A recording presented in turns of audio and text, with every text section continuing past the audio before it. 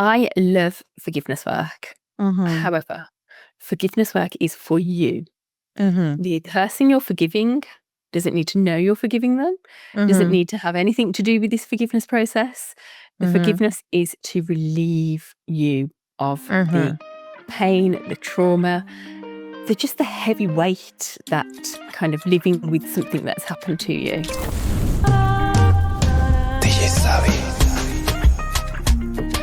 Rachel Teeling is a relationship and life coach, certified NLP practitioner, podcast host of Healing with Teeling, and founder of Be You Transform and Thrive one-on-one coaching framework. She supports high-achieving women who look like they have everything together on the outside, but feel stuck, heartbroken, anxious, or unfulfilled in love behind closed doors.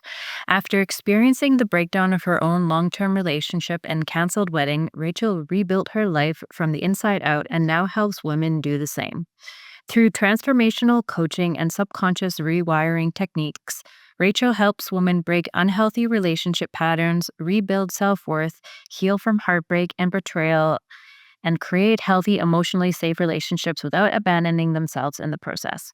Her work focuses on emotional healing, self-trust, feminine energy, relationship patterns, and helping women move from survival mode into secure, healthy love. Hi, Rachel. Thank you so much for being on the show. I'm excited to have you here. Hello, thank you so much for having me as a guest. So, I would like to dive right into your story and your journey and how it came to be that you are doing the work that you're doing today. So, why don't we start from where's the best place to start? It's always the beginning. Wow, we can go back to always the beginning. So we can go back to say 2018, and I was engaged to be married, Mhm. obviously, and the big day was looming, and suddenly my groom kind of disappeared off the face of the earth. Pretty much, he moved Mhm. out, said he wanted space, and he called off the wedding literally about 4 weeks before the big day, and I was completely lost. I had no idea why. And I was completely, utterly, what's the word? Not broken, lost, Dumbfounded? confused, dumbfounded. Yeah, it was a complete shock to me. Mhm. I had my life like planned. We were getting married. We had a daughter. We Mhm. had a business together. My entire existence, life, identity was Mhm. wrapped up in that relationship. So Mhm. us not getting married was um, it was the biggest shock of my life, I think. Mhm. However, it turns out he was having an affair. Shock horror. Um, Mhm. at the time, I would not believe it.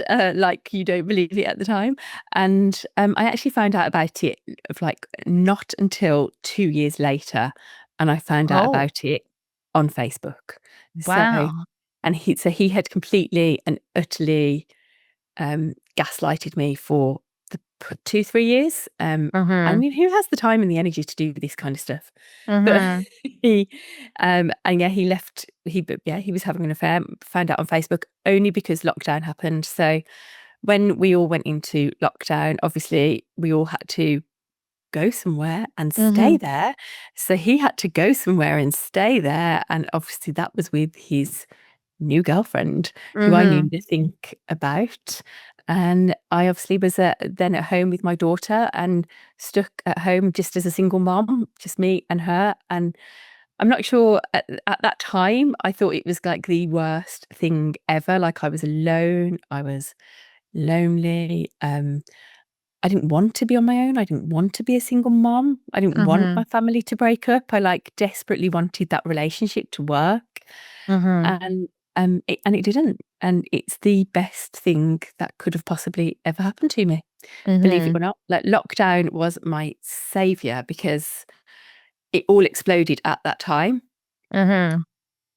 And I actually got to sit with myself on my own without anybody else's opinion, without everybody else telling me what I should think and feel, without everybody Mhm. else having their reactions to my relationship breakdown. And it was great to just get to know myself again. I mean, at the time, I thought this was the worst thing ever. I was like, I do not want to Mhm. be on my own. Like, stuck at home alone with a 4-year-old was not my idea of fun. Mhm. But it did end up being the best summer. I learnt to love myself again. I learnt who I was and what I loved. And, Mhm. the only thing we could do was get out and go for long walks. So we got Mhm. out and went for long walks and got back in nature and just really connected back in with who I was. And it was the Mhm. start of my healing process. Mhm. And it's when I met a life coach, my very first Mhm. life coach on an online, what they called, like we did like an online, like, when Like it an wasn't networking. I joined the course. I joined like a business course because I obviously had Mhm. a business with my ex-partner, and Mhm. I wanted to, I wanted to take over that business. I didn't want to work with him anymore. I wanted to like steal it from under him almost. Um, I really did. Yeah. And so I joined like a business course, and I met a life coach on this business course, and I started working with her, and she just helped me reconnect in with me and what I really wanted. And what I really wanted wasn't to be in business with my ex partner or to have anything Mhm. to do with the business that we'd started together or Mhm. have anything to do with him, really. And she really helped me just break away from that cycle of wanting him back, um, Mhm. wanting to be in the business, wanting to have somebody save me. Um, and yeah, I found myself again, as cliche as that sounds. Mhm. Yeah. So then when you met this life coach, was the first step to actually like hire a life coach for yourself? Or was like you met this life coach and you're like, that's what I want to do. And you just started going down that path? No, so I met this life coach, and it was like, actually, this is the work that I need to do on myself. Mhm. This is how I need to heal. And it was very much about like me healing. I didn't know what I wanted to do. Like, when people say, I can give you what I'm going to do in 5 years' time, because Mhm. my future had been wrapped up in that relationship. So I had absolutely no idea. So Mhm. after about probably 6 months, I would say, of working with my life coach, I was like, actually, this works. Like, this stuff works. And Mhm. I can see myself breaking free of like this relationship. I can see myself breaking free of other relationships. Mhm. And I actually then thought, do you know what? I'd love to be a business coach. I would love to help other people start their own businesses, set up their own businesses. Mhm. And that's the path I went down originally. And so I Mhm. started training to be a coach. And the more I got into coaching, and I coached quite a few of my friends who have now got nice, successful businesses. Thank you. Mhm. And they were just like my practice clients. Yeah. And then one day I just thought, my a girl that I knew, I was about to give away her identity and I better not do that. But a girl that I knew was dating, and I was like, do you know what? Do you want to be a practice client for me? Shall we just give it a go? Like, I need Mhm. somebody to practice with. I need somebody who I can like submit my coursework with. Mhm. Um, so she worked with me, and she was struggling in her dating life, and I could see so much of my kind of time during lockdown, because I started dating during lockdown. Like, who starts dating when you can't go out? And then you It's a bit challenging. a little Yeah. bit. So, you go through this whole process of texting people, getting to meet people online apps, and then you meet them online, and you Mhm. can't really meet them in person. And she'd had this experience too. And so I was like, well, let's just do this work together. Let's see how it goes. And she actually ended up getting married last year and having a Oh. baby. So then that was my practice client. And I was like, this is Mhm. what I want to do. So Mhm. helping her go through kind of like that dating process, and Mhm. helping her like meet somebody, and helping Mhm. her get married and have a baby. Yeah. Um, I just knew that this is what I wanted to do as soon as I'd Mhm. kind of helped her. And I'd set myself a bit of a target to do my life coaching certification by the end of 2021. And then I Mhm. could like start dating again, and then I would meet Mhm. somebody, and then, this whole life that I did want, like I wanted to be with somebody else. I wanted to have a partner. I wanted to share my life with somebody. Mhm. And I'd set myself a target of like handing my life coaching certification, and then it will be time to meet somebody. And I handed in my coursework, and I met my current partner the next day. Oh, So wow. it So you set the intention and the universe was just like, "Okay." right, we're ready, let's go. Yeah. So I'd Yeah. handed it all in, and then we met literally, yeah, the next day. So it was Wow. And it's not until you look back on these things that you realize that actually I set that intention and that is Mhm. what happened at that time. And again, it's one of those where I'm like, now I know this is what I'm supposed to be doing. Now I know Mhm. that I'm meant to be helping women find love and relationships and Mhm. just, be themselves Mhm. to attract what they want Mhm. in their lives. Because Mhm. a lot of the time we are just somebody else, aren't we? We are that person at work who's like career driven or business driven, like I was. I really wanted Mhm. that business. I Mhm. really wanted to be that businesswoman and Yeah. have that, like, take that business away from him almost. Yeah.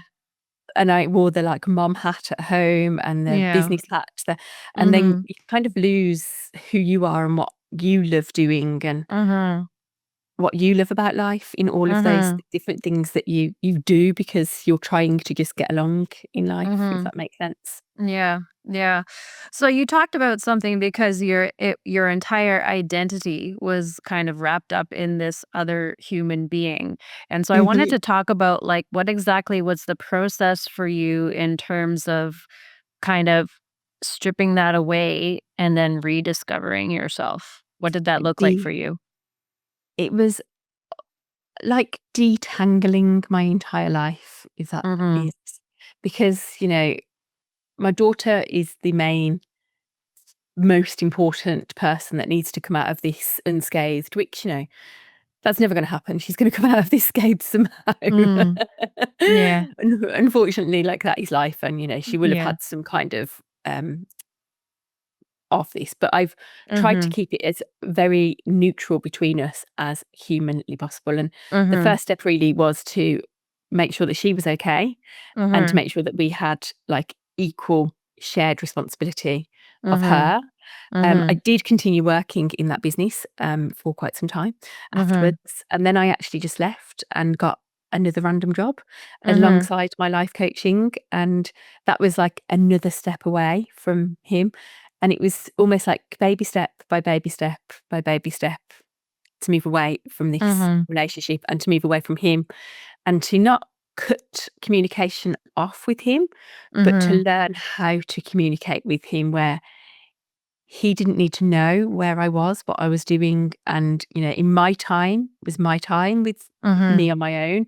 And his time when he didn't have our daughter was his time. And now, Mhm. I mean, my look, she's nearly 12 now. So we don't Mhm. really talk when the other one, when she's with me, he doesn't talk to me. When she's with him, I don't talk to him. But Mhm. that detangling of communication was really important Mhm. and learning how to communicate with him because we were very fiery with each other. Mhm.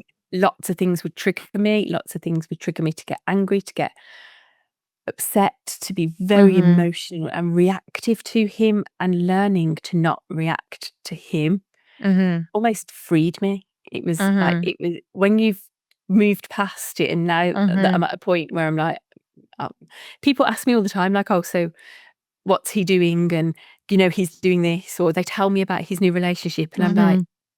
and what? Like, I don't care. Mhm. Yeah.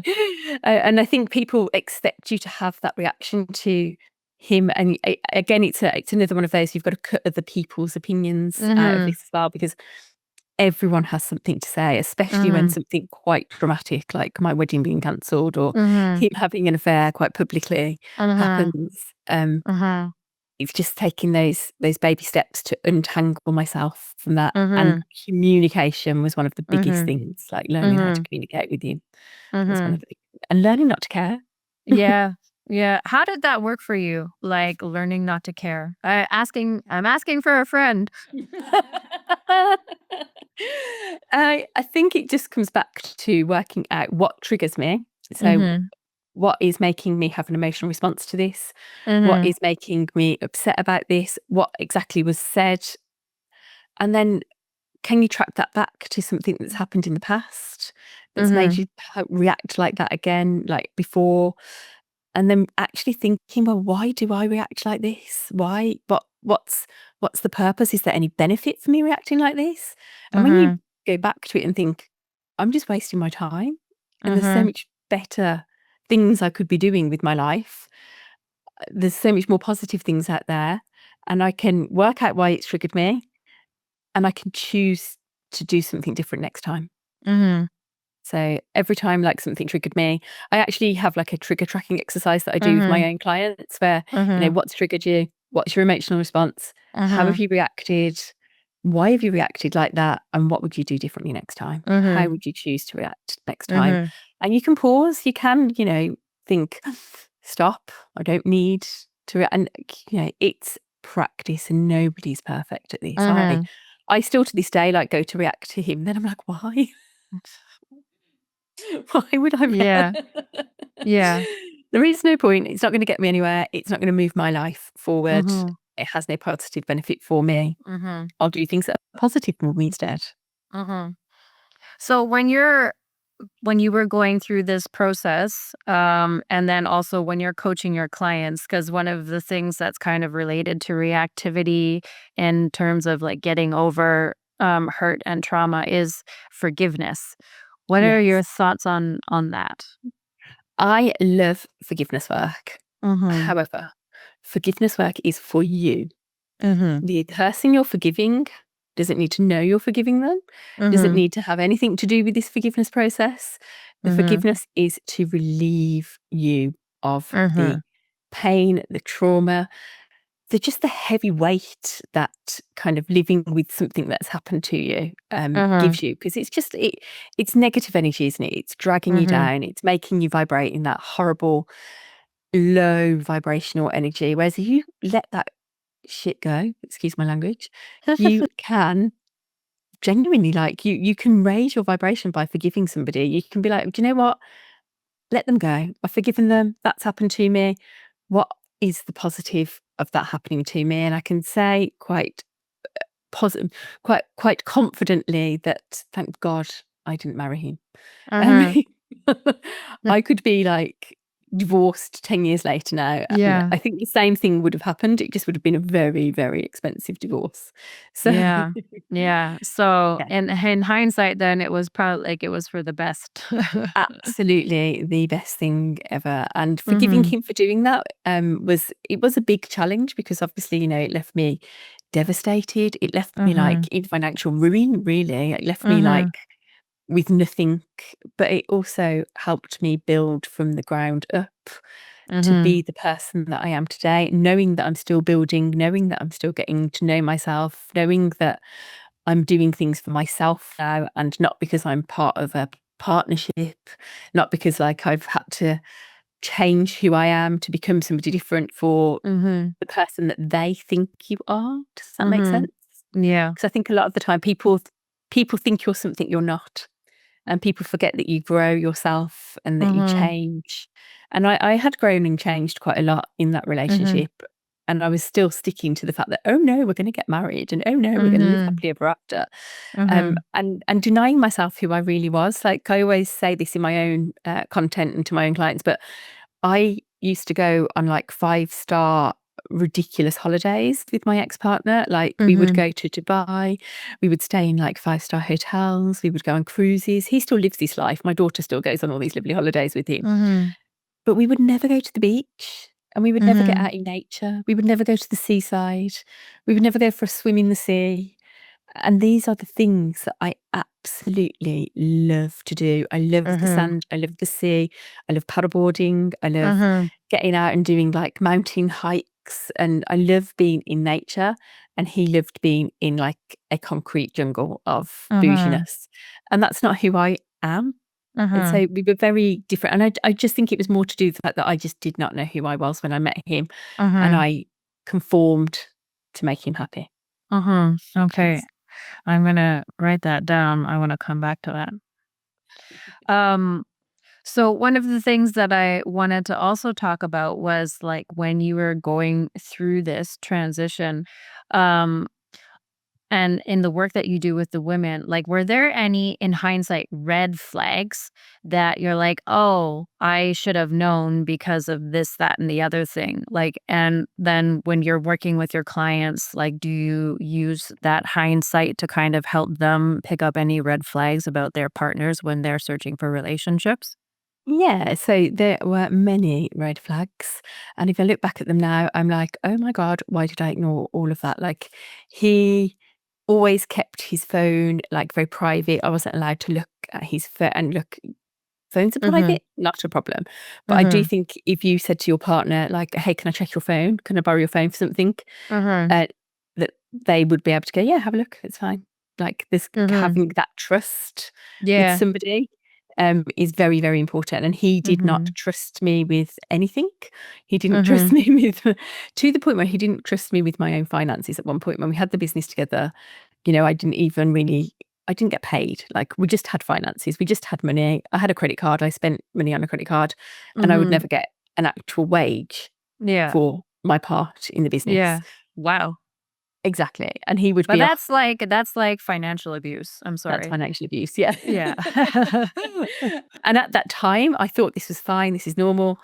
There's what's to be worried about? Like, hey, I've got a Mhm. credit card. I can spend whatever I like. But it Mhm. came with caveats of Mhm. you can only spend money on things that I want you to spend money on. You can only do Mhm. this and you can only do that. And he was very much in control. And now that I look back on that, I'm like, I can't believe that I didn't see these were red flags. I can't believe that, Mhm. he used to go away for weekends and tell me he was away for weekends with the lads or at football, Mhm. and he clearly wasn't. Mhm. And I just take whatever he said as gospel, and that is fine.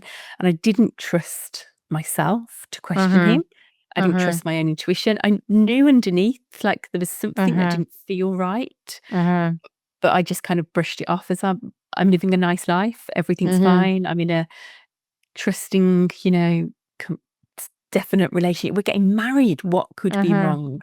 Mhm. So now with the work I do with my women, it's more about them learning about themselves, learning to Mhm. trust themselves, learning to Mhm. trust their intuition, learning to trust their own decisions. And, if something doesn't feel right, working out if that is kind of because it's bad, if it's something, or is it something they've experienced before and they need to work through that to Mhm. trust themselves again? Or Mhm. is it kind of like we have these different parts of us, don't we, where you've got one Mhm. kind of inner critic telling you can't do it or that this isn't right. And then you've Mhm. got your like inner mentor who is telling you that everything's going to be all right. And like finding the balance Mhm. between those two to know what is right for you, to know what is Mhm. meant to be, and to Mhm. trust that it's all going to, and to trust if things don't work out, that you have got your own back and that you will Mhm. survive this and you will get over this. And the Mhm. next thing that happens will be a good thing, because Mhm. life isn't perfect. We don't always meet the right, charming, perfect partner on the first date. It Mhm. takes a little bit of practice. Mhm. But trusting yourself and knowing that that is meant to be and giving it chance. Because Mhm. again, a lot of the time, a lot of my clients will just instantly meet somebody and be like, "Oh no, this isn't for me." And they Mhm. haven't given them chance. They haven't given them a moment to kind of like get to know each other before they've just Mhm. gone, "I don't think so." And that's Yeah. fear talking, Mhm. not intuition, knowing the Yeah. difference. Yeah. So I want to talk about that, like learning how to trust yourself and intuition, because I think I mean, I think I'm not a man, so I can't speak for what it's like to be a man. So, but I think for women, a lot of the time, like we're kind of trained, to want to be desirable and, like the pick me girl, right? Like we're Yeah, kind of taught that we're only good up until a certain age, and then we're like old and wasted and our eggs are shriveled and things like that, and we have we nothing are to past offer it. after the age of 25. Oh my So god. yeah, so then it's like there's this like fear that gets subconsciously, There through like is. the media and through like, past expectations that have kind of lingered, into this day and age. And so this idea that like we often tend to people please because of that, right? And because we're like, "Oh, like what if I end up old and alone and blah blah blah." And there's that fear that's instilled into us as women. And so a lot of the time, because you use this word before, desperate. And because we're so desperate to be in a relationship that we kind of don't listen to our own intuition and we don't trust our own instincts. And so I wanted to talk about the work that you do with women on that, because I've had this experience before and I didn't trust my intuition. I didn't trust my gut and what it was telling me about this person. And it was just like the worst, absolute worst thing I've ever experienced in my Was it life. telling you And to run? yes, yeah. And you Well, didn't? it was more like, like the more I got to know this person, the more I realized something was just like off. And then I was just like, no, but like I really, because it was like love bombing, right? And so it was like at the beginning, everything was like, Yeah, like and I was like, "Oh my god, this is so amazing," right? And then, like, when it started to flip and I was like, but it was so this is the first time I've ever been love bombed. So I had no idea, I'd never even heard of the term before, right? And then, like, as it started to get worse and worse and kind of spiral into, like, control and manipulation and abuse, and I was like, "But this isn't how it was," And then what's you happening? yeah, Yeah. you're, like, so, like, discombobulated and confused, right? And so, like, learning to trust your intuition. If I had trusted my intuition at the beginning, I would have saved myself so much pain. So much heartbreak. I Yes. think it's about knowing yourself and Yeah. knowing what you want from your life. And again, that is so difficult, isn't it? When we want to be with a partner and we are human, we are supposed to be in partnerships, we are supposed to be part of communities. Mhm. Like our modern day life kind of separates us quite a lot, doesn't it? I mean, I work from home. I Mhm. leave the house to walk the dog once a day. I don't do the school run. Yeah.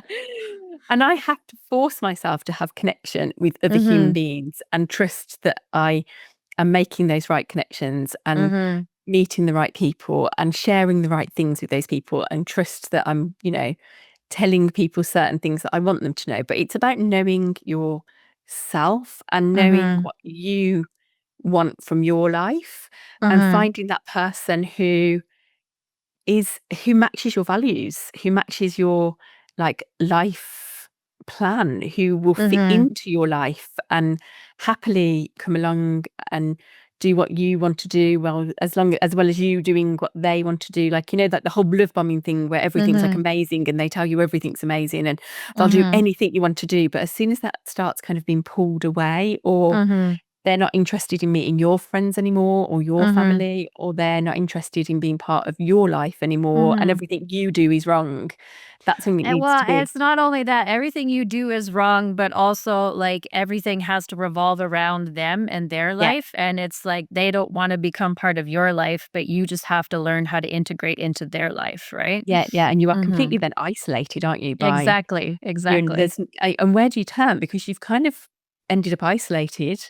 Where Mm-hmm. are all your friends? And it's one of those where your friends are like, "Well, she's got a new boyfriend now, she doesn't wanna know us." Mm-hmm. And you wanna go back to your friends and be like, "Am I doing the right thing? Am I not?" And you question Mm-hmm. yourself constantly. But I Mm-hmm. think when you get to know yourself so well that you just won't attract that kind of relationship anymore, because you will Mm-hmm. be, like, repelling all of those bad men and Yeah. attracting all the good ones, Yeah. if that makes Yeah. sense. So Mm-hmm. that's kind of the work I do with my women. We're getting them to a Mm-hmm. stage where they know themselves and they love Mm-hmm. themselves and they love their life so Mm-hmm. much that, they know that the right thing will happen for them and Mm-hmm. that the bad men won't even look at them because Yeah. they're they know that they're not going to get past their intuition. Well, and I love what you said about like knowing yourself so intimately and loving yourself so intimately. I love this because one of my biggest goals right now it is like I want women to fall so in love with themselves and their lives that like a man is like a nice to have, but not like Yeah. a need to have, and getting out of that mindset of like I need to have a man, I need to be in a relationship. Like no, you need to You need to be in love love your with yourself. yeah, Yeah. you need to be whole within yourself first. And then, if a man works into your life, that's great. But if not, like that's Yeah, okay too. and I think if you are so in love with yourself, it is inevitable that a guy is going to meet you and be like, "Whoa, like, why wouldn't I want to Mhm. be with her?" Like, Mhm. what? Because you're just giving off those vibes of love and confidence, and I'm so Mhm. happy. Why Mhm. wouldn't they want to be with you if you are Mhm. giving that? Like, this is what my Mhm. life is. Come join me if you want to. This Mhm. is what I'm doing. You can come along for the ride, but Yeah. Yeah, like, yeah, "I'm going this way, like, come join yeah. me if you like," but, like And then I do genuinely believe that you will meet the person who is heading in that direction too. But a lot of women don't know what they want. They don't know what they want to do with their lives, and they're just bumbling along in the same old job, bumbling along doing the Mhm. same old things, the same old friendship groups. They never do anything different, and then they Uh-huh. complain that life is boring or difficult, Mhm. or they're Yeah. meeting all the wrong guys. But they Mhm. don't love their life because their life isn't exciting or as Yeah. exciting as they want it to be. So Mhm. Well, and then it's also like, well, what are you doing to learn and grow? And what are you doing to make your life exciting, you know? And yeah, like one of the things that I have gone through a lot of phases of friends, you know? And it's like as I grow not only older but like hopefully wiser, you know, and I'm like constantly taking courses to improve myself, studying spirituality, studying like science and physics and business and all these things, right? Like I love learning and I love knowing a lot of shit about a lot of shit. Like it's just it's fun, it right? is.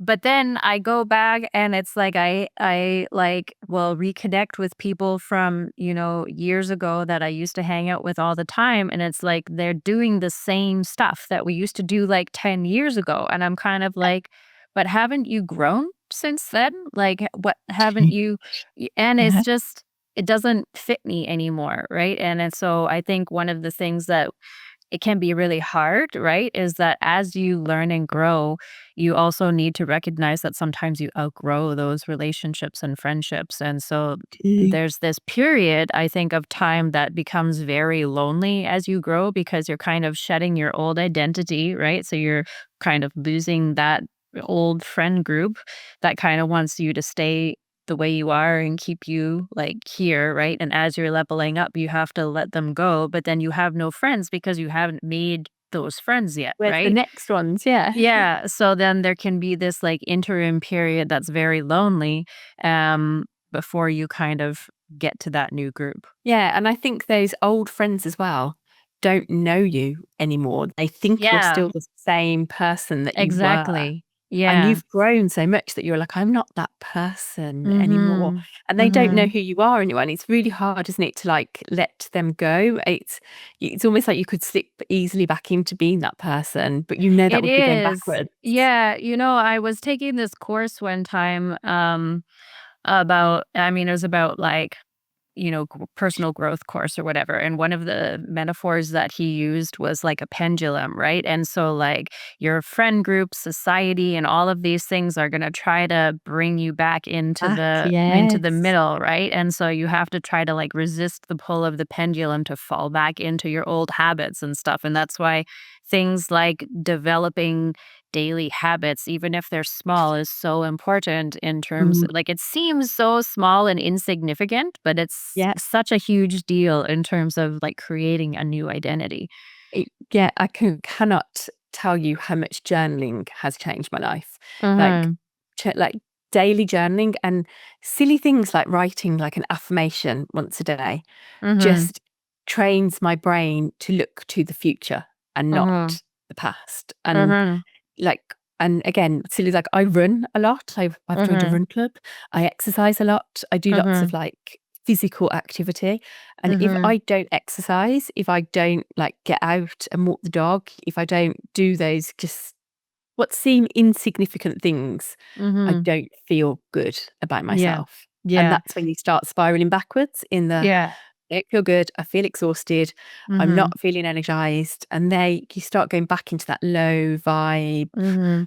place. And that low Yeah. vibe place is where you start attracting low vibe experiences, low Yeah. vibe people, Yeah. and bad things start happening. So Mhm. keeping yourself in that energized, happy, high vibrational, energetic place is Mhm. really very important, because Mhm. otherwise that's where the good things happen. It's where all the good Exactly. attracting things, it's where all the good Exactly. people hang Yeah. out. And sometimes, like it's not easy, right? Like it's not easy. It's like I mean, you have a daughter, right? And so it's like you're taking care of your daughter and then you put her to bed and you're like, "Oh, I didn't exercise today." So then you have Oh, to like and do she's your a exercise. teenage daughter, so, like, Yeah.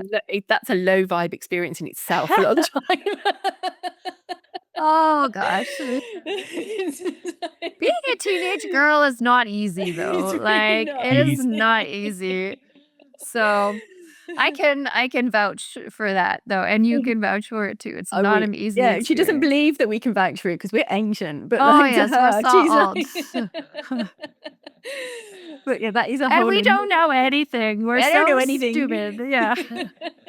I remember when I was a teenager and I thought my parents were so stupid and just thought I knew everything at the Oh age my of like god. 15 and I was I like, know, but now they have yeah. phones, right? So she's just left me a voice note Oh, going, "Oh my but god, some of your run club have just run down my road and they look as geeky as you." And I was like, "Ah."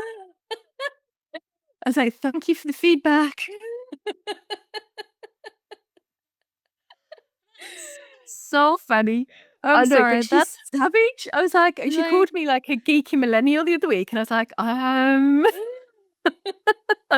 I'll take it as a compliment, I think. yeah, I like being geeky. I'm sorry. I Being love nerdy is being cool. geeky, isn't it? Like, Like, I know way more than you do, like, my yeah. age, like, so, yeah, so shut up, Yeah. 13-year-old.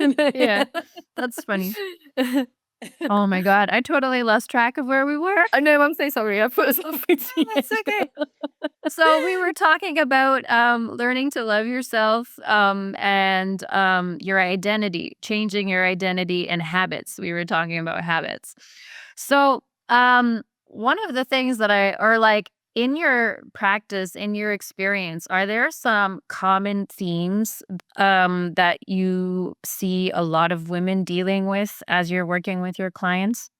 Most women will go out dating and they will be serial dating, and either the guys won't match up to their expectations because their standards are so ridiculously high, or I'm trying to think. No, let's go with the standards of a ridiculous high one, because, Mhm. and that's just fear, because they are putting their standards so high and they Mhm. are like the ice queen of the world, and nobody Mhm. is ever going to climb up over their walls to get Mhm. to know them, because they're so aloof. They're so, I don't need no man. Is the Mhm. is the biggest thing I say, because women walking Mm. around going, I don't need a man because we have everything worked out for ourselves, and we do. We Mhm. are of a generation where we have had every opportunity given to us. We Mhm. can earn our own money, have our own bank accounts, do everything for ourselves, earn Mhm. our own properties. And if we look, Mhm. probably, I mean, I'm 44, so my mom wouldn't have been able to have her own bank account until probably I was born. And I Mhm. asked her the question a few weeks ago, like, "Did you have a bank account?" And she was like, "I don't know. Your dad used to just give me money, and that was it. That was housekeeping until, like, Yeah. I had my own job." Yeah. And that wasn't until I was 9 years old. So we're looking at, like, 1990 before my mom really went back to work after having 4 Yeah. children. Yeah. So we now, as our generation, have worked all of our lives, have worked and have children, have Mhm. done all of the things that we can do on our own. And we've Mhm. literally gone, I don't need a man. I don't need Mhm. a man. Mhm. And that's the problem, because we don't think we need a man, Mhm. because we're telling men we don't need them. Mhm. They become kind of like obsolete to us. And they Mhm. then, men want to be men. Men want to be masculine. Men want to look after us. Men want to be the breadwinner. I mean, that's Mhm. not actually possible in this day and age. We both have to No. work. Yeah. But, because we as a generation have spent our time telling men that they're nothing to us, that we don't need them. We don't need them to be that Mhm. masculine guy and go out and, like, catch the saber-toothed tiger and, bring it Mhm. home for us to cook. Yeah. They do become a little bit obsolete to us, and so us as women are just telling men we don't need them. And Mhm. and instead of leaning back into kind of like our feminine, and instead of, letting a man do things for us, we Mhm. know we can do it all ourselves. And, Mhm. we know we can do a lot of things probably better than men. But if we want to be in a healthy relationship, we have to let them do their man thing. We have to let them buy the first drink on a date. And again, like women really struggle with letting a guy buy them a drink because I've got my own money. I don't need somebody to buy me a drink or pay for dinner or open the door for me. But actually letting a guy do things like that, letting them think that you need them, letting them think that they are, you know, useful to you, useful. And that makes a man be more of a man. And I think we don't relax into our feminine enough. We are so in our masculine because we wear the career hat, we wear the mom hat, we wear the get shit done hat all the time, that we don't let guys, we don't give them a chance to be masculine because we aren't giving ourselves a chance to be feminine and to be vulnerable and to let somebody look after us. I would say I agree with a lot of that. One of the things that is, I think, it's popping up in my feed a little bit more. I don't know what I'm telling the algorithm to give me these kinds of What is stories. These things. What is this?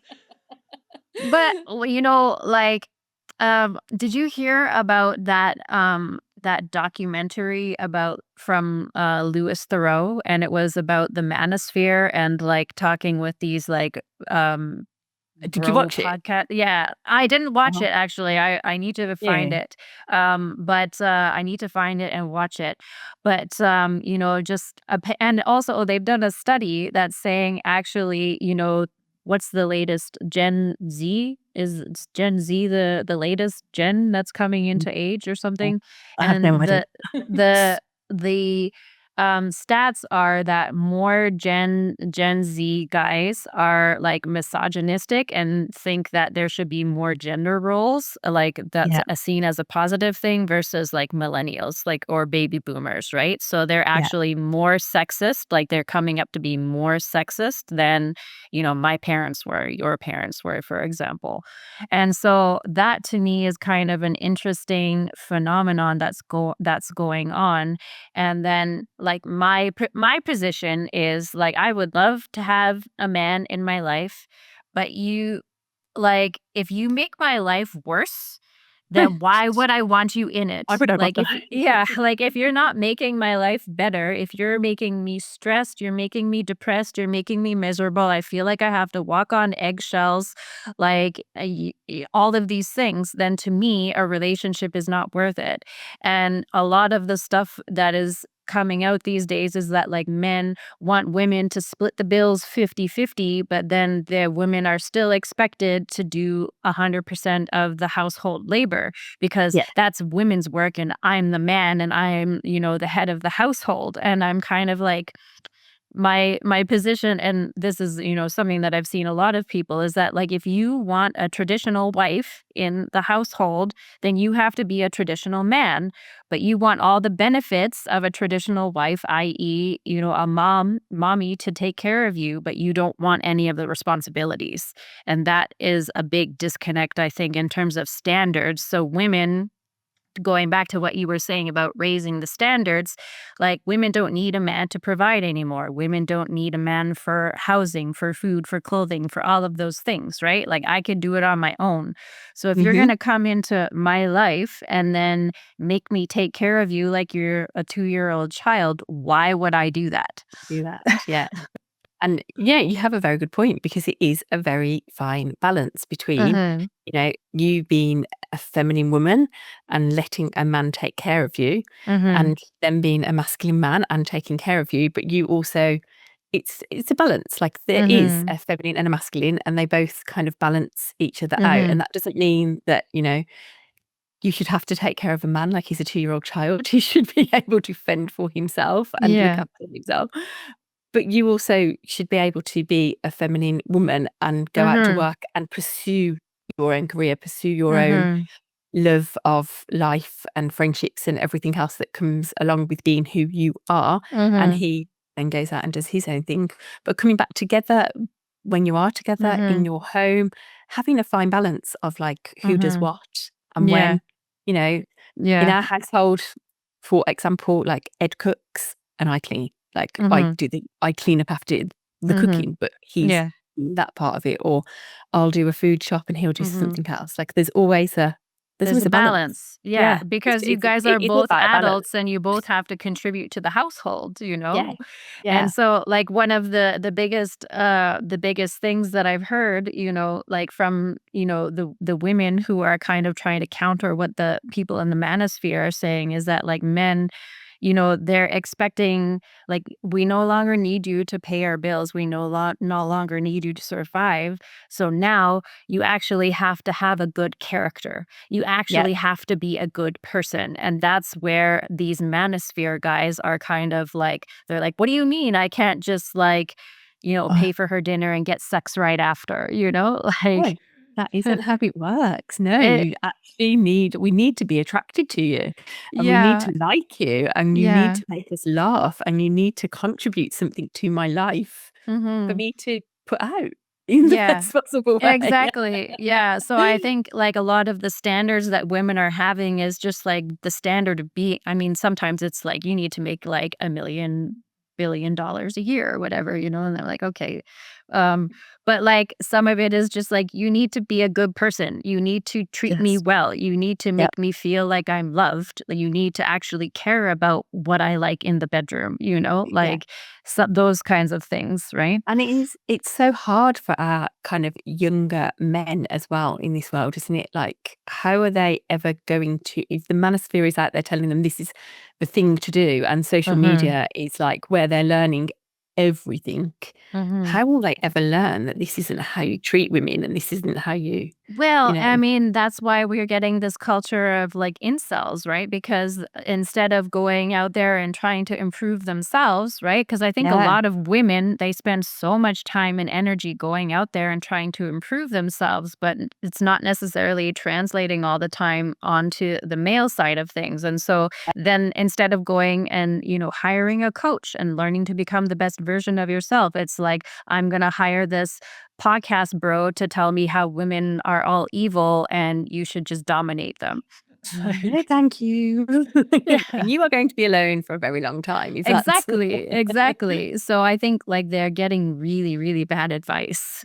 they are getting really bad Hmm. advice. Yeah. Yeah. Yeah, So, but anyways, um, go watch go. it. It's very interesting. Yeah, I really Yeah. wanna watch it because I've seen clips of it, because it was going viral for a while, and so I was like, Yeah. "Okay, this is something that I really, really wanna watch." I'd love to have Louis Theroux on the podcast I actually know. one day. And look, do I love Louis Theroux. He's brilliant, isn't he? Yeah. So I was like, "Damn, this is the guy that I need to have." Yes, please game on. Yeah. So, what are some other things that you see, in terms of your coaching for women in relationships? And like, are you coaching women to find relationships, or are you also coaching women who are already in relationships? Either, to be honest with you. So my ethos is that I want to help women find healthy living relationships. Like, that is my purpose in life. Mhm. But a lot of women come to me actually, and they're just in unhappy, stale, boring relationships, and Mhm. they are staying because they feel safe. And he might be boring, he might not be, exciting, he might not want to go out for Mhm. dinner and do all the exciting things that you want to do with your life and your future, but Mhm. he feels safe. He's not the person who is going to abuse you or going to do Mhm. anything bad to you, or he's just there, and he's just safe. Mhm. So they stay because he's safe. And Mhm. that again is another fear of like not getting out and doing something and getting what you actually Mhm. want from life. I've had a Mhm. client who um people come to work with me and start off in relationships and then end up single. So I'm not sure I've got the right have I got the right but they end up Maybe single. they're working on the relationship with themselves. But they end up being so very happy in their own life because Mhm. they've got away from that stale, boring relationship Mhm. where that person didn't want to do anything or go out or leave the house, or I mean, one of my clients, and I hope if she listens to this, I'm so sorry for sharing this story, but she was saying that, we were sat eating dinner one night and I was talking to him about my day, and I'd had a really stressful day at work, and he was watching the telly over her shoulder while they were eating tea. And she was like, and that Uh-huh. is the moment I knew that I just couldn't be with him anymore. But I didn't want to break up with him because I didn't want to be on my own. And like, Uh, being on your own is scarier than being with uh-huh. somebody who's boring and safe. But Mhm. actually getting to a place where you feel safe on your own, when you've got your own back and you feel confident and in love with your own life, Mhm. that's the place where you want to be. That's where the exciting things happen. Mhm. That's where you meet the good people and the people who want to do the same things as you, the people who want to leave the house, go for dinner, Mhm. not watch the British Bake Off over your Yeah. shoulder. Love the British Bake Off, okay? The British Bake Off too, but not when you're not listening to me. Yeah. And it is really important to have that kind of like relationship with yourself where you can say, Mhm. "Excuse me, I would love to talk to you about my day today," and just offload everything that's Uh-huh. happened. And then they can offload kind of their day with you. And you come to that point Mhm. where, oh, actually, we both feel relaxed now because we've got somebody supportive at home who will look after me, love me, be that person who I need to lean on in times of stress. And if they're Uh-huh. not that person and they're boring and they're not interested in what you're saying, like, that's not Mhm. the person for you. One of the things I Yeah. say when like my clients are dating is like, are you physically attracted to them and are they listening to you when you talk? Because Uh-huh. if they're not listening to you, they're never going to Uh-huh. listen to you. And if you Uh-huh. don't find them physically attractive, it's unlikely you're ever going to find them physically attractive. That doesn't really grow. So Yeah. Yeah, one of the big I was young at the time, so I was like 20, I was 22 or something, like 23, and I had just separated from my husband and I was starting to date again after like a year of separation or whatever. And the guy took me on a date and then he proceeded to spend the entire time like on his phone. And at the time, like I didn't have the balls to like get up and walk out of there, but like in hindsight it's like if you're going to spend the entire time looking at your phone, then you can go on a date with your phone, yeah, but like I've had it happen to me where he spent the entire night watching the football results. yeah. And I was like, So, hello, no. I'm here. Yeah, and I think, And like I'm for way more me, interesting. I wish I had gotten up and walked away and just be like, "No, like I'm not gonna tolerate this." And so I think a Why am lot I? of what women need to do is also learn like what to tolerate and what not to What tolerate to tolerate? Yeah. and realize that it's okay to walk away, Yeah. Like cuz I think a lot of women think like, "Oh my goodness, like I could never do that. Like it's so rude and blah blah blah." But it's like, "No, he's being rude to you. Like just get up Yeah. and leave." And if something's happening that you are not happy with and like that, like they're Mhm. watching the football or sticking to Mhm. their phone the entire night, like you are then just saying, it's okay to treat me like this. Exactly. And if you are saying it's okay to treat me like this, that's all you're going to get. So the more Exactly. you can say, this isn't what I want, this isn't how I want to be treated, Mhm. this isn't for me, then Mhm. the more you say no to the things that aren't for you, the more that the things that are for you will have chance to come through, will Yeah, have like the exactly. opportunity. You're making Yeah. space for Yeah. the good shit to happen. Yeah, I had a friend, and she was like, she had started dating this guy, and I was kind of like asking her, like, "Oh, how did you meet?" And like, what was the story, that they started dating or whatever. When I first was introduced to him, and one of the things that she said was that like when they were just first starting to go out, but not like officially boyfriend and girlfriend yet, right? And so he had messaged her like, "Hey, do you wanna, like, make plans for this weekend?" And she said, "Yeah, sure, like, let me know what you wanna do or, like, tell me what you're thinking or whatever." And then he just, like, never got back to her for, like, a few days, and so she made plans. She's like, "I'm driving." I was living in Calgary Uh, at the time, and so she, like, drove up to the mountains to go snowboarding or something like Hey, that, and then beautiful. Yeah, that sounds yeah, way more and exciting than just yeah, with no plans. yeah, and so then he, like, called her while she was on the way to the mountains, and he's like, "Hey, like, what do you wanna do today?" And she's like, "Dude, like, you didn't get back Mate, to yeah, me, like, you didn't plan anything, like, I told you I was free and, like, you should make a plan, and you didn't get back to me." And so it's like, "I made plans, like, I'm snowboarding," like, you can see you next weekend kind of thing if you're still one like, but I'm not waiting for you. No, I know, And and that's the thing. Go on. Sorry. I was gonna say, like, I feel like that's so empowering. Like for me, I was just like so impressed by that, and I was like, "You go, girl!" Like, Or if a man wants to pin you down, he needs to say, "Okay, what are you doing this weekend? This is what we'll do." And yeah, it's up to him in, like, masculine energy to hmm take the lead and to plan the day. exactly. Yeah. One of the things Ed, like, says is, "Turn up and have fun. Just we're gonna do Mhm. this, turn up and have fun. Like, this Mhm. is on me, I'm taking you out." And Mhm. that's, a real masculine thing to do. Like, I've just gotta turn up and have fun. Mhm. And that's, I'm Yeah. the feminine, and I'm gonna let him take me out. I'm gonna let him Yeah. lead. I'm gonna let him Mhm. do. And if a man's Mhm. not leading, then it's a no. Yeah. Like Exactly. like, "Please lead. exactly. Please take over. Please tell us what we're Mhm. doing. Please," Yeah.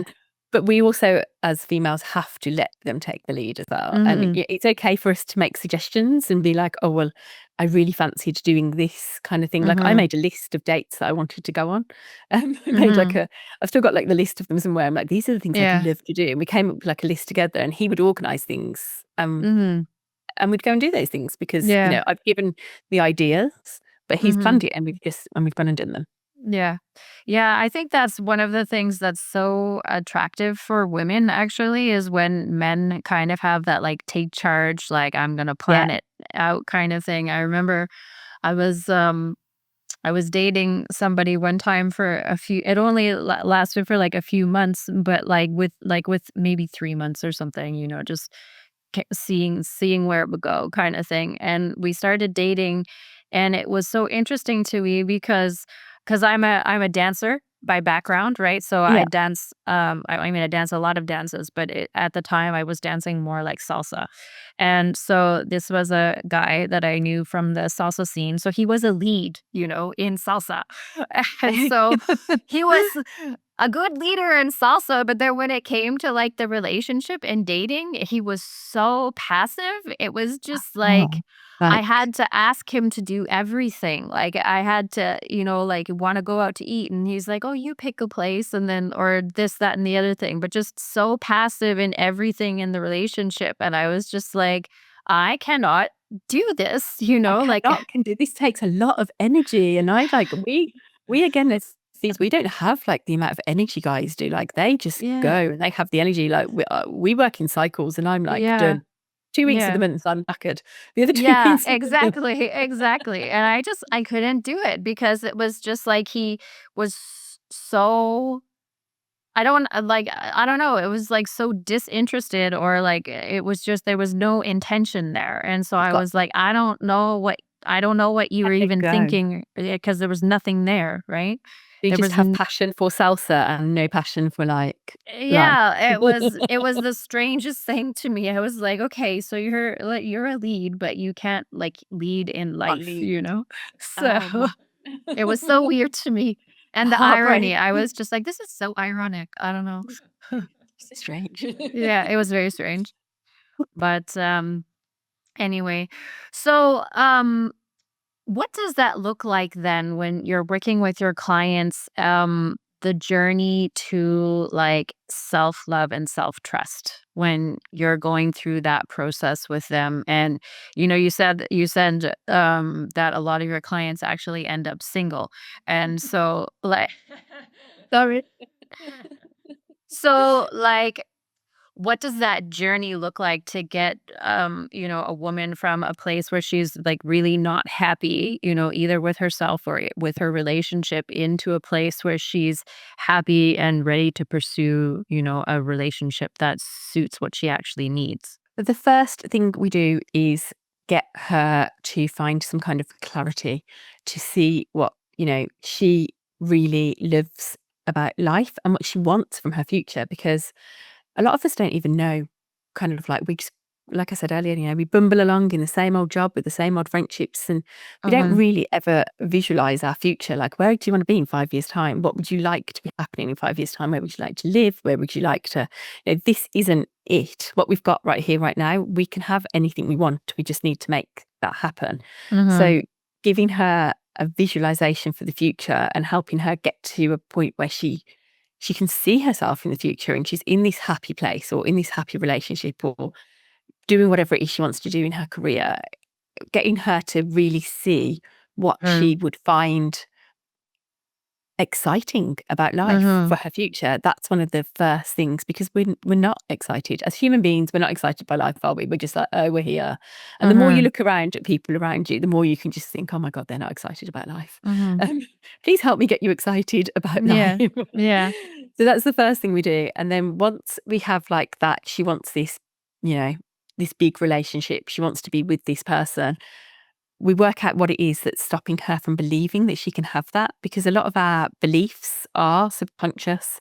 We don't know that we've got them, but they are running the show, and they are things that we have learnt from childhood. So, if you have experienced your parents' marriage breakdown, for example, that's just one of many things, then you don't believe that like marriage is possible and that marriage is happy and that men can make you happy. So we have to get to the bottom of that and help them believe something different, help them look around. We do like role modeling exercises where we can make them look around at happy relationships, because there are happy, healthy relationships out there. And I did it with a client the other week, and she was like, oh my God, I am so surprised how women communicate with men.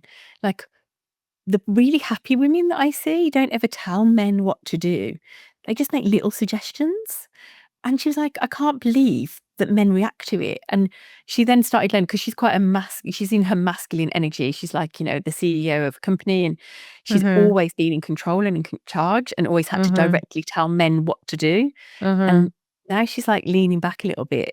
She's like, I can see how women communicate and how I could have better communication in a relationship, so I could have that relationship. So we help, we just help them see how what they believe right now is what's stopping them from having the relationship that they want. And it isn't kind of a one and done, a couple of sessions and you're happy. It's more of a digging into what's happened in the past to see what is possible for them in the future. So we just kind of we just change all of their beliefs. I know that sounds ridiculous, isn't it? But we can rewire our Yeah. brain.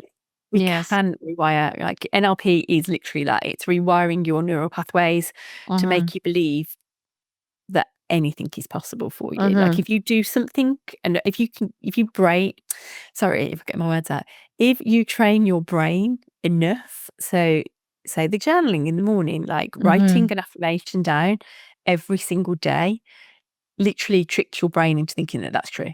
So, I am open to a healthy, happy relationship is one of the affirmations that we could use, say. And that tricks your brain into thinking that you are happy, you are ready for a happy, healthy relationship. And it opens you up then to meet new people. It gives you that chance to have the space for somebody new to come in, to give somebody a chance to kind of like be vulnerable with them and learn kind of your boundaries. But it is a clarity, what your beliefs are, changing those beliefs, and then taking actions to prove that what you want is possible for you. And it's more about inspired actions, doing things that are fun. Like you said earlier, your friend going, well, actually, I'm going to go snowboarding instead because Yeah. you let me down, bro. So I'm Yeah. and it's doing things like that, because going and doing things that you find fun and joyful, and you doing things that you love doing with your life, is going to raise your vibration, is going to make you happy. And when you get to that place where you are so happy, that's when things happen. Things just, the synchronicities of like experiences just happen. And yeah, it works. Yeah. So one of the things that you had just mentioned, and we talked, or it was mentioned in your bio as well, was NLP. And this is a word that I like. I've heard about it thrown around. I know kind of about what it is. I know it has obviously neuro linguistic programming for the little blah blah. A little bit. Neuro linguistic programming. For people who don't know, can you kind of dive into what exactly that is? Because I personally have never done studies on it. I would love to become an NLP practitioner because it intrigues me, but I only know the basics. It is fascinating. So it is neuro-linguistic programming, and it's where we kind of do different exercises. So where we can change how you think about things. Is that Mhm. really bizarre? I'm trying to explain it in a really simplistic way. So, say I'm going to give you an example of like timeline therapy, say. So, Mhm. we can look at what you believe and we'll do like a timeline of your life and go back to certain spots in your life where you have believed that to be true and kind of question whether that Mhm. is true or not. Like, is this true? Is this a lie that you've been told? Mhm. You've believed it. And every time we go back to kind of like a certain time in your life, we'll reflect on that and make you realize that that is something that you believe because you've been told that that's true. You've been told that that's, Mhm. that's what it is. And we can question that belief and turn it into something that actually is that true? Or could we turn that into, well, that did happen and I made it mean this, but Mhm. actually it could mean this too. So it Mhm. is reprogramming your brain to have a different reflection on Mhm. the experiences that you've had, Mhm. almost. If that Yeah. makes sense. So is that would be related to neuroplasticity then? Yeah. So you're kind of like rewiring those neural pathways in your brain to Mhm. believe that something different is possible for you from Mhm. those experiences. Mhm. Okay. Um so we are coming up on time, but is there anything else that you would want to talk about, like something that we missed or something else that you would want to talk about in terms of your work or um Only to say that I have created a quiz, so for Oh, women, okay. and and Ooh. it's a little bit of fun, almost, Yeah. but it's called "Why Am I Still Single?" Uh-huh. And it gives you your love blocking archetype. Uh-huh. So, in my opinion, there's like 5 different love blocking archetypes. So you can go and take the quiz and find out which one you are, and it's whether Mhm. you're the fixer, like every man you meet, you want to fix him and he's got potential. Are you the ice Mm. queen and you've got your barriers up so high that you won't ever let anybody in? Are Mhm. you the overachiever and you're just so focused on work and achieving everything that like nobody's ever going to match up to you? Uh-huh. And then we've got the lone wolf who is just, Mhm. you said this earlier, you've built your life. And I'm so happy with my life that I can't possibly, I wouldn't possibly let anybody else into my life because I'm better off on my own. Uh, Yeah. and then you have the love bomber as well, not the love bomber, the love addict. So she's the Mhm. one who loves the love bombing, and it Mhm. happens all very quickly and it fades out. But we all have Yeah. these different archetypes in us. Yeah. Some of them are more prevalent than others.